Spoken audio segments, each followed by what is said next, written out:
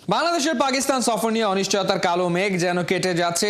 ওই দেশে দল পাঠানো ইস্যুতে বৃহস্পতিবার সরকারের কাছ থেকে সবুজ সংকেতও পেয়েছে বাংলাদেশ ক্রিকেট বোর্ড। তবে মুস্তাফিজের আইপিএলে যাওয়া ইস্যুতে জল ঘোলা কম হচ্ছে না, যদিও পিএসএল এর জন্য ঠিকই বিসিবির এনওসি পেয়ে গেছেন সাকিব আল হাসান। সাইফুল রূপকের রিপোর্ট। বাংলাদেশ দলের একসময় ড্রাইভার প্রাণভোমরা এখন নানা জটিলতায় পড়ে যেন পেছনের সিটের প্যাসেঞ্জার। আইপিএল আর পিএসএল নিয়ে মুস্তাফিজ আর সাকিব নতুন করে আলোচনায়। টানা বেশ কটা মৌসুম এই দুজনই ইন্ডিয়ান প্রিমিয়ার লিগের মঞ্চে বাংলাদেশকে প্রতিনিধিত্ব করেছিলেন। সবশেষ নিলামে দল মেলেনি কারোই, যদিও বুধবার আচমকাই দুই দেশের লিগ থেকেই ওদের ডাক পড়েছে। দিল্লি আর লাহোর দুজন যাচ্ছেন দুই শহরের ফ্র্যাঞ্চাইজিতে। রাউন্ড রবিন লিগের শেষ ৩ ম্যাচের জন্য কাটার মাস্টারকে চায় দিল্লি ক্যাপিটালস। আইপিএল নয়, দেশ আগে। তাই তো মোটা অঙ্কের প্রস্তাব পেয়েও চট করেই যেতে পারছেন না মুস্তাফিজ। ১৭ ও ১৯ মে শারজায় আরব আমিরাতের বিপক্ষে জোড়া টি-20 শেষেই ভারতের বিমান ধরতে হবে ফিজকে।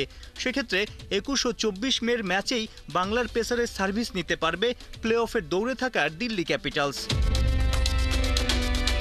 প্রশ্ন হলো, দিল্লি যদি প্লে অফে ওঠে মুস্তাফিজকেও রেখে দিতে চায়, তখন কি বিসিবি আবার নতুন করে এনওসি দেবে? তেমন পরিস্থিতি যদি তৈরি হয়ও ২ ম্যাচের বেশি আইপিএলে থাকা হবে না ফিজের, কারণ ২৭ মে থেকেই পাকিস্তান বাংলাদেশ টি-20 সিরিজ গড়ানোর সম্ভাবনা।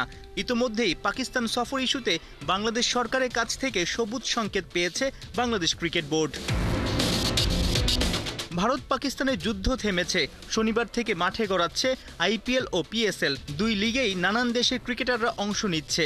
সব দিক বিবেচনা করেই হয়তো বিসিবিকে গ্রিন সিগন্যাল দিয়েছে বাংলাদেশ সরকার।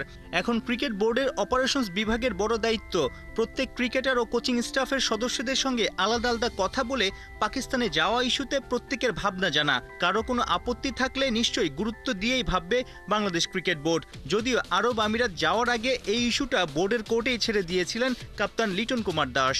যদি বিসিবি মনে করে আমরা ওখানে ক্রিকেট খেলতে যাওয়ার মতন সিচুয়েশন যদি থাকে, আমরা অবশ্যই খেলতে যাব ওখানে। টিম ম্যানেজমেন্ট এবং ক্রিকেটাররা সায় দিলে পাকিস্তান ক্রিকেট বোর্ডের প্রস্তাব অনুযায়ী 2 দিন পিছিয়ে ২৭ মে থেকে ৫ জুনের মধ্যেই ৫ ম্যাচের টি-20 সিরিজ খেলবে বাংলাদেশ।